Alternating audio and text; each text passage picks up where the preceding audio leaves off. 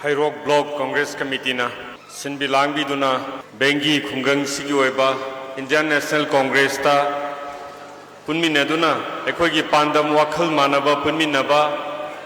mikap thoklasi Bengi mikap thoklasi Hairok Kendra mikap thoklasi Manipur haiba khongthang sida saruk yabiriba nongna changbireklaba Bengi gi marup mapang ahalaman ichaliche khwai khibik Kwahan Mamakta Dehagna Indian National Congress ta Taram no Upsabag Lunena Kokno na Kweramjari Lunena Matangda Sumaba function sida Yaba Yaubiriba Party Sigi President, Working President, Party Office Bearer Singh, Hanagi Pradhan Singh, Jila Parishad, Mang Diling Singh Biriba, Ahalaman Maru Mapang, Ichali Chepunamapusu, Koknonduna Kweramjari. Hojik Thoidona Haibam wa Ngangbam Rajniti Goiba Toba Matam na trainer Lojay Maramdi Ekoi Loina Kutta Mobile Havisi Labor Matamda Pitri the Kari Thogli, Hero Kendra the Kari Thogli, Manipur the Kari Thogli, Sequipuna Magna, Kangarabawapang Maktani,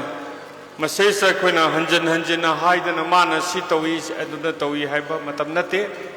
Ekoi Gidi, Mikap Tolasi, Hero Kendra, Mikap Tolasi Bengi. Sumaina matang hogiba amangi thada su ekoi ukong sang da choba mi pham duna yamaba imung chamaga yankhai mari changbi duna voter oina mi chamri ga humphuni thoi yawbi duna yamna party siba mapangal kalan bi ngasi su imung nifu henbana saruk yabi duna mi oi chamaga nifu taret voter yawsen biduna hana leijaba masing da ekoi bu pangal bibiba sumaina kendra sigi mafam kaya da ekoi pangthok sari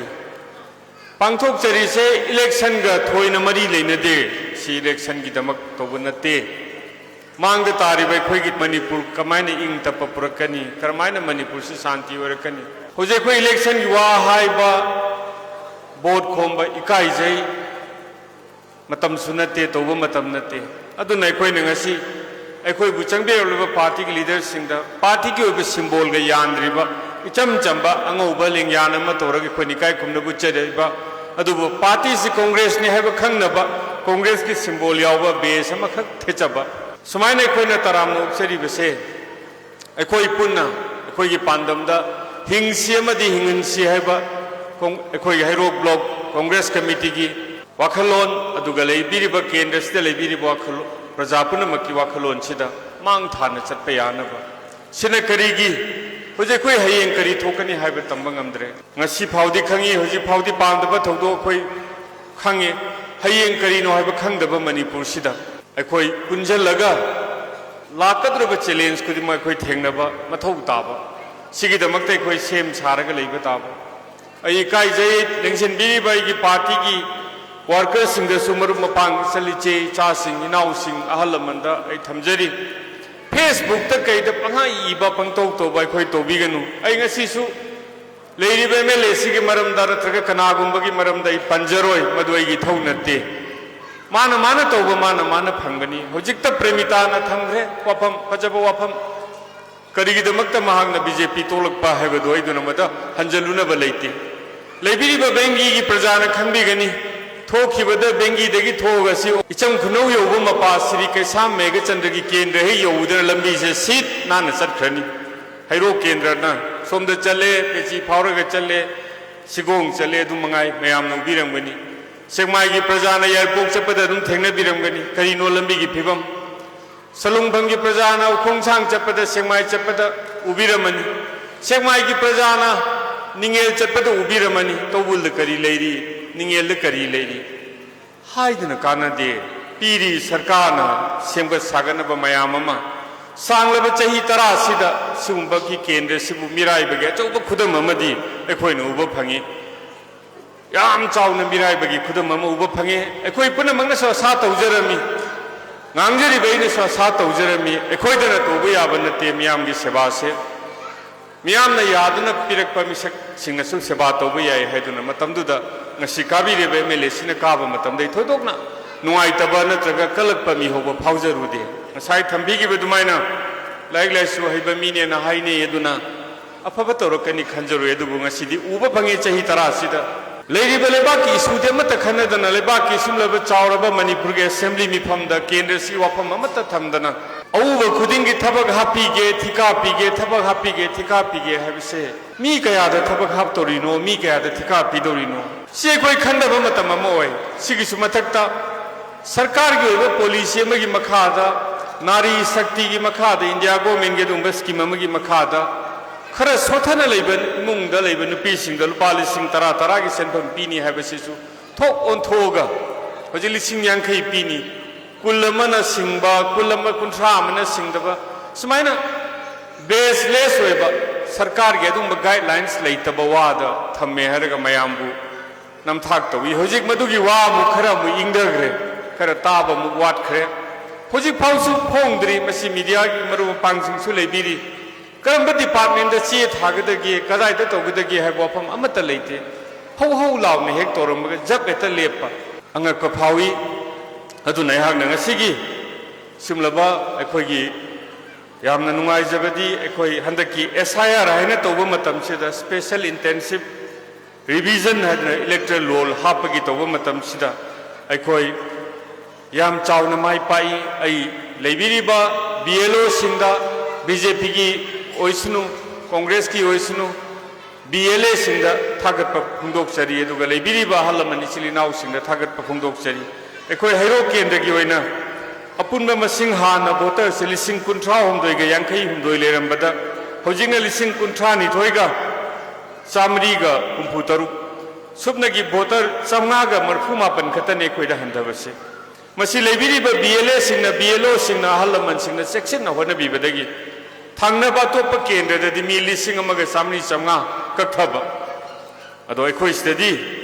Adugumbat Kaya, Legidre, Katari Basing say, Sigina Hibasing, double in a panba, Topama from the Supanba, Aduga Tiba Kandaba, Magireko, later Basini. Sumaina, I know Uzare Miam, Siam, Ewearway, by Quina Tamjagi Tatana. Sigi Saya, the Hapto, say, Egi, Migi, Congress, ni BJP, ni Communist, ni Haiduna Kando Piganu. Masda Yahoo the Bataraga, the Hayang NRC and National Register of Citizens, Hadana, NRC Torpamatam Sida. Equi say, Porena Niga Harikpasuaba, Handakta, West Bengal the Tohiba, Atopa State the Tohiba, Ado, Atopa State, Yam the Katagi Manipuru and the Mi Lak, Amagalisin Yankaimu, Nahan paper the thing as a bada, the Hiroki and the Unity, Sumnatagi mi, Samaga Marfumapan. Sumaina. I Hajari ding a sea meetings the Sipanjabi, Madame de Quay Praja Sing say, Bhab Tare, Evaruere, High Velobire, Tanaba to Messini. Sumain to Vede Quay, Makatarak Padasu, Iribak Kanaba Quay, Simang Tariba, Awabase. Chahi hand of how the Su double engine Haduna, Center the Su BJP, Kanbasaso labor, money put a Su labor, Masingam Sukaba, opposition the lazy, Subnagi, Congress game, Mangasikata, Humpusida. Yankai Manga Anibudi, Lai Soro, Lai Oigre, Dugalehoriba, Humpugi Sisi, Mangaka, opposition labor, Makoina Toning, but a Towa, Pabato, we are Bamatam Sida. Why did the double engine Hiraga, Hojik Power Miam Yapama, Matatunghande, Lambi, Satkani, Matam Thai, Salan Bide, Hojikti, may take a cookie, get on Magim Matak Hojiktiamu. Pangkulga cookie gamuk lan sognare, Matangdamu Nagaga cookie gamuk lan sognare, Amaga Amata Changabayadre. Ado Chipni Sanachat Padadi, security Mayam Chapa, helicopter the Chalui, Haiba, Nasai Premitana Tambi Vaduni. I call you Wangjing the video office, some Sangaba the helicopter and Laiduni. See Apabakudam Nate, pick Krabalam, see the kilometer, Tarakun, Lambi, Tonari Bifim Seduna. Punamak say Quena Bahap Taminaraga. Amat to in a lap to a Karigumba election to Ragas, Congress ki Sason Lahalaga, Ing Tapa Purakani, Aduna Tanakasu Pile Roy, Aduna. Congress ki Sason Latamak Damukta de Koilo in a Gan, Taminaba Machangi, Hojik, Ayak Matamama election poor Galeva Matamda, Karive Melesina, Manipur Chip Nisarokani have the Yana Haraugi, Misagamani, have the Ay Gimatam the Sungamam Draba, Ipana Sungamam Draba, Atopa Kabira, Missing the Sungamam Draba, the Mahagna Tony Haragadi. Yamna pay and Kanjaramba, Misaka Manedubu, Hari Bapunamakto, Wari Hato, Ramba, Madumbagi, aside when Uraktaba, Hojik Sarkar, Chautokre, अनोब प्यार की मतुंग the सरकार लाखे अखोई की केंद्र सिदा अहो मखरा पुरकद्रा है बजसे कोई उब फंगदे अदुना अयामना तिनबीर पुनमक्तंग सिदे कोइना लाक्सरी सिदी अखोई की कांग्रेस की फैमिली सिदा मयाम मुतराम नोक्चरगा अवाना पुमिनदुना अमतोयब वखलदा चमिनबा लेहोरिब पुनमक्तसे कोई वखल तामिनदुना अमतंग मणिपुर कन्नब होनबदा ngasi changbirakliba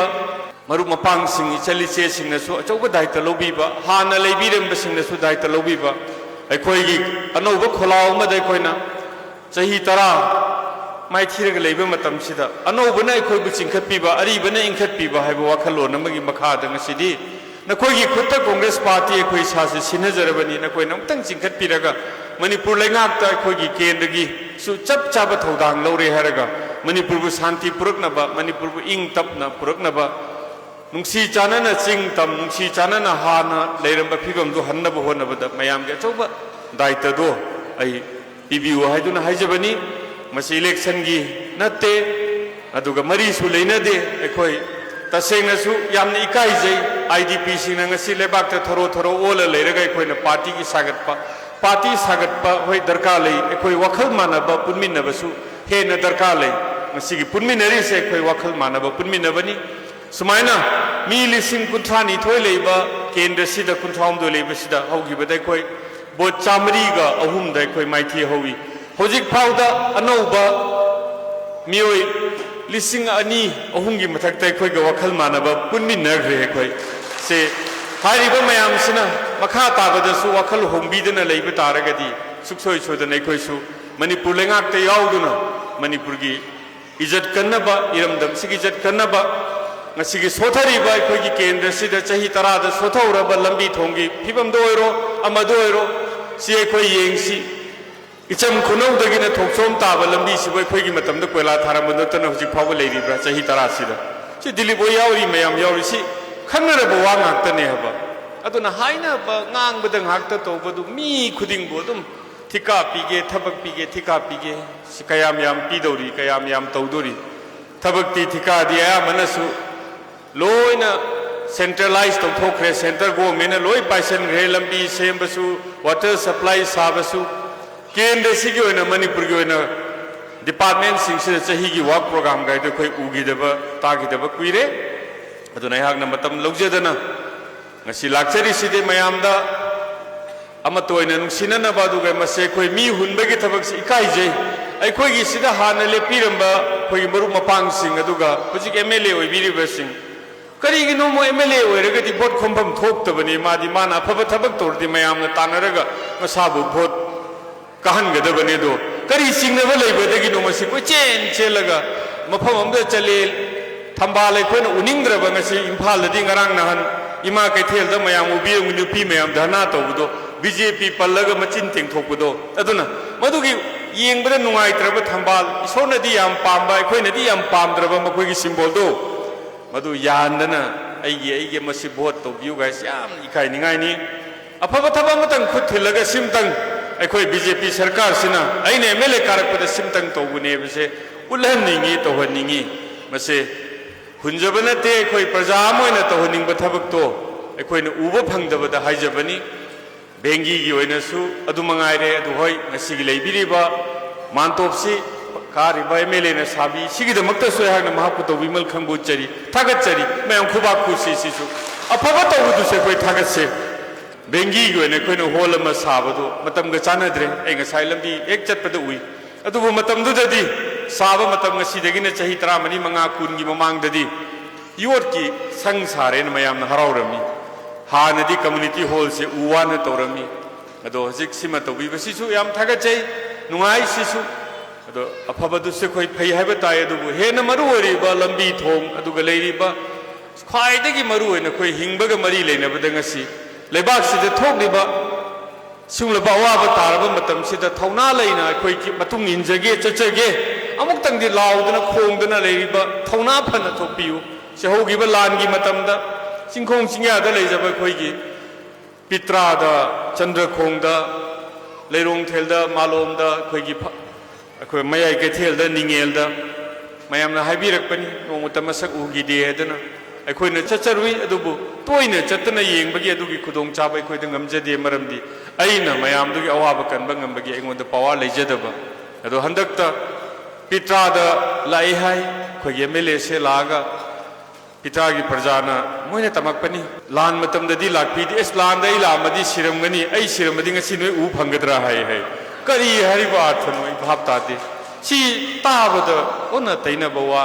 ꯑꯗ ꯂꯤꯗꯔ ꯍꯥꯏꯁꯤꯗꯤ ꯅꯤꯡꯊꯧ ꯍꯥꯏꯕꯁꯤꯗꯤ ꯃꯥꯅ ꯃꯥꯡ ꯊꯥꯔꯒ ꯃꯆꯥ ꯃꯅꯥꯏꯁꯤꯡꯅ ꯃꯆꯥ ꯃꯁꯨꯁꯤꯡꯅ ꯇꯨꯡꯗ ꯏꯟꯅꯔꯒ ꯂꯩꯕꯥꯛ ꯉꯥꯛꯀꯗꯕꯅꯤ ꯑꯗꯨꯒꯤ ꯋꯥꯈꯜꯂꯣꯟꯁꯦ ꯊꯝꯗ꯭ꯔꯦ ꯍꯧꯖꯤꯛ ꯆꯍꯤ 10ꯁꯨ ꯀꯥꯗ ꯂꯩꯕ ꯑꯩꯉꯣꯟꯗ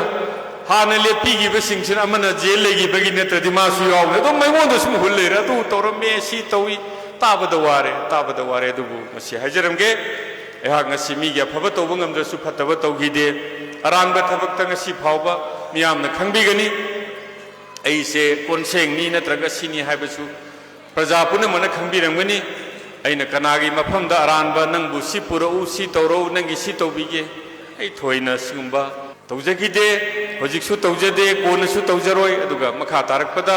ꯑꯩꯒꯤ ꯑꯁꯣꯏꯕ ꯀꯌꯥ ꯑꯃ ꯂꯩ ꯑꯩꯒꯤ ꯑꯁꯣꯏꯕ ꯂꯩꯕꯅꯅꯤ ꯉꯁꯤ ꯃꯤꯌꯥꯝꯅ ꯑꯩꯕꯨ ꯅꯪ ꯉꯥꯏꯈꯣ ꯅꯪꯒꯤ ꯑꯁꯣꯏꯕꯁꯤ ꯂꯩ ꯍꯥꯏꯗꯨꯅ ꯑꯗꯨ ꯆꯨꯝꯊꯣꯛꯆꯔꯦ ꯑꯩꯁꯨ ꯆꯍꯤ 10 ꯐꯖꯅ ꯆꯨꯝꯊꯣꯛꯆꯔꯦ ꯍꯟꯗꯛꯇꯤ ꯍꯥꯟꯅꯗꯤ ꯁꯨꯝ ꯇꯧꯔꯁꯨ ꯕꯦꯡꯒꯤꯗꯒꯤ ꯍꯥꯏꯔꯁꯨ ꯍꯦꯃꯟꯇ ꯇꯥꯅꯧ ꯁꯨꯅꯤꯜ ꯇꯥꯅꯧ ꯑꯗꯨ ꯃꯌꯥꯝ ꯇꯧꯔꯝꯃꯤ ꯑꯗꯣ ꯍꯧꯖꯤꯛꯇꯤ 1 to 1 ꯑꯃꯒ ꯑꯩꯈꯣꯏ ꯀꯟꯇꯦꯛ ꯇꯧꯔꯒ ꯆꯍꯤ 10 ꯑꯩꯈꯣꯏ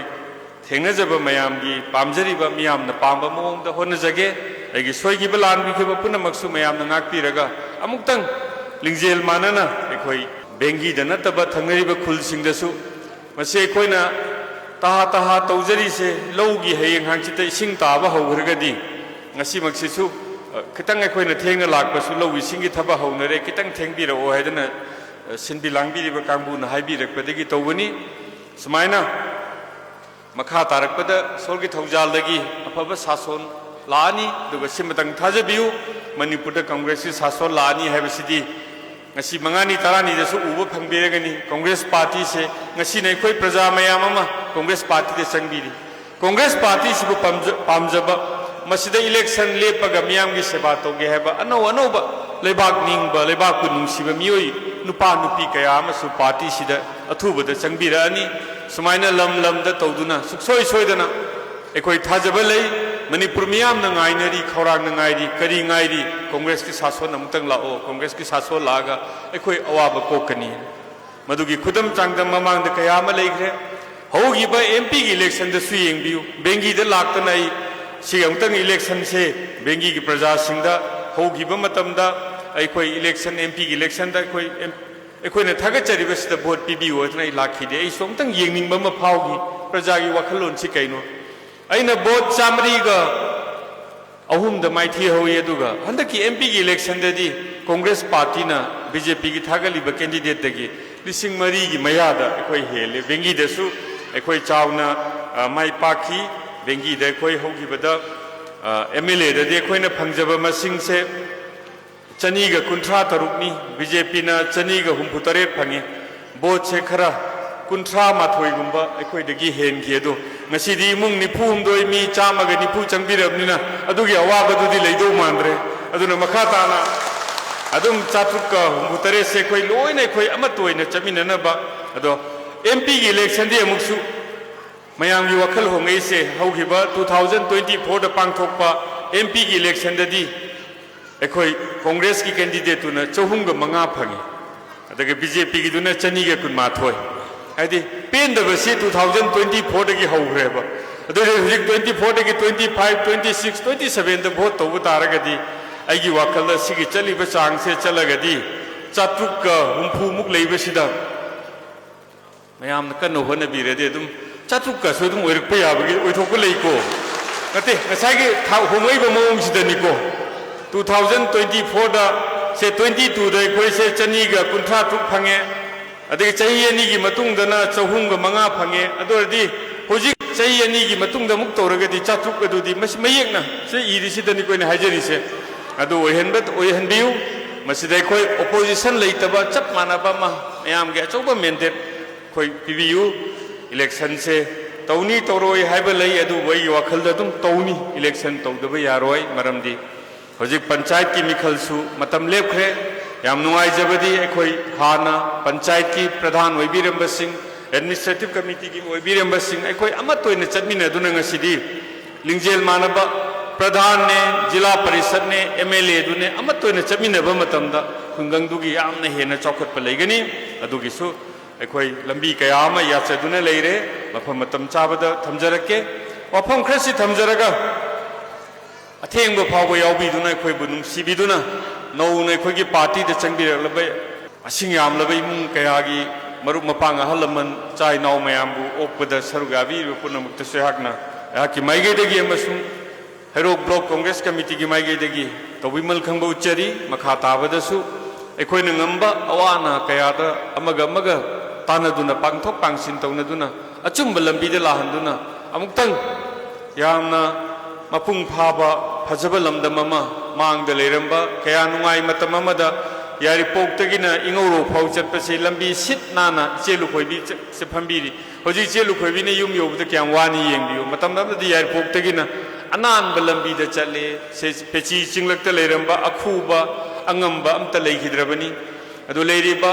ꯁꯦꯛꯃꯥꯏꯗ ꯂꯩꯔꯤꯕ ꯍꯣꯁꯄꯤꯇꯥꯜꯁꯦ ꯁꯕ ꯁꯦꯟꯇꯔ ꯂꯩꯔꯝꯕꯗꯣ ꯍꯣꯁꯄꯤꯇꯥꯜ ꯑꯆꯧꯕ ꯑꯣꯏꯗꯨꯅ ꯅꯨꯡꯗꯥꯡ ꯐꯥꯎꯕ ꯗꯣꯛꯇꯔ ꯂꯩꯔꯝꯃꯤ ꯍꯧꯖꯤꯛ ꯑꯗꯨꯒꯤ ꯈꯨꯗꯣꯡꯆꯥꯕ ꯎꯈꯤꯗ꯭ꯔꯦ ꯃꯃꯥ ꯃꯄꯥ ꯂꯩꯖꯗꯕ ꯇꯣꯜꯂ ꯇꯥꯔꯕꯒꯤ ꯁ꯭ꯀꯨꯜ ꯑꯃ ꯑꯩꯈꯣꯏꯅ ꯀꯁꯇꯨꯔꯕꯥ ꯒꯥꯟꯙꯤ ꯕꯥꯂꯤꯀꯥ ꯊꯝꯕꯁꯤꯁꯨ ꯃꯁꯤꯒꯤ ꯃꯤꯡ ꯆꯟꯕꯗ ꯐꯥꯎꯕ BJP ꯑꯣꯏꯔꯒꯗꯤ ꯆꯜꯍꯟꯒꯅꯤ ꯑꯩꯈꯣꯏꯗ ꯚꯣꯠ ꯄꯤꯔꯗꯤ ꯆꯜꯍꯟꯒꯅꯤꯅ ꯌꯥꯝꯅ ꯑꯄꯤꯛꯄ ꯋꯥꯈꯜ ꯇꯧꯕꯁꯦ ꯃꯁꯤ ꯄꯨꯟꯅ ꯊꯥꯗꯣꯛꯍꯟꯁꯤ ꯉꯁꯤꯗꯒꯤꯗꯤ ꯑꯩꯈꯣꯏ ꯕꯦꯡꯒꯤꯗ ꯁꯣꯜꯂꯦ ꯍꯥꯏꯕꯗꯨ ꯌꯥꯔꯔꯣꯏ ꯑꯩꯈꯣꯏ ꯕꯦꯡꯒꯤꯒꯤ ꯄ꯭ꯔꯖꯥꯁꯤꯡ ꯉꯁꯥꯏ ꯌꯥꯎꯕꯤꯔꯤꯕ ꯏꯃꯥ ꯏꯕꯦꯜꯁꯤꯡꯅ ꯕꯦꯡꯒꯤ ꯁꯣꯜꯂꯦ ꯍꯥꯏꯕꯁꯤꯕꯨ ꯍꯧꯖꯤꯛ ꯌꯥꯈꯤꯗ꯭ꯔꯥ ꯌꯥꯔꯣꯏꯗ꯭ꯔꯥ ꯑꯝꯇ ꯍꯥꯏꯕꯤꯔꯛꯑꯣ ꯑꯅꯧꯕ ꯆꯪꯉꯛꯄꯒ ꯑꯔꯤꯕ ꯂꯩꯕꯤꯔꯝꯕꯒ ꯑꯃꯠꯇ ꯑꯣꯏꯅ ꯇꯧꯕꯤꯌꯨ ꯑꯅꯧꯕꯁꯤꯅ ꯆꯤꯡꯈꯠꯄꯤꯔꯒ ꯑꯩꯈꯣꯏ ꯃꯥꯏ ꯄꯥꯛꯇꯧꯔꯤꯅꯤ ꯍꯥꯟꯅꯒꯤ ꯂꯩꯕꯤꯔꯤꯕꯁꯤꯡꯅ ꯏꯟꯈꯠꯄꯤꯌꯨ ꯃꯈꯣꯏꯅ ꯆꯤꯡꯈꯠꯄ ꯑꯣꯏꯁꯤ ꯑꯗꯨꯗ ꯑꯩꯒꯤ ꯈꯣꯜꯂꯥꯎ ꯑꯃ ꯂꯥꯎꯖꯒꯦ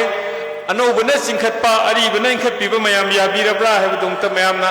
ꯑꯅꯧꯕꯅ ꯆꯤꯡꯈꯠꯄ ꯑꯔꯤꯕꯅ ꯏꯟꯈꯠꯄꯤꯕ ꯃꯌꯥꯝ ꯌꯥꯕꯤꯔꯕ꯭ꯔꯥ ꯑꯅꯧꯕꯅ ꯆꯤꯡꯈꯠꯄꯤꯕ ꯑꯔꯤꯕꯅ ꯏꯟꯈꯠꯄꯤꯕ ꯃꯌꯥꯝ ꯌꯥꯕꯤꯔꯕ꯭ꯔꯥ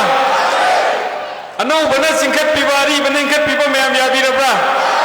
ꯑꯗ ꯆꯪ ꯑꯗꯨꯅ ꯃꯌꯥꯝꯅ ꯌꯥꯕꯤꯔꯕꯅꯤꯅ ꯋꯥꯐꯝ ꯈꯔꯁꯦ ꯍꯥꯏꯖꯔꯒ ꯃꯌꯥꯝ ꯄꯨꯝꯅꯃꯛ ꯈꯨꯔꯨꯝꯖꯔꯤ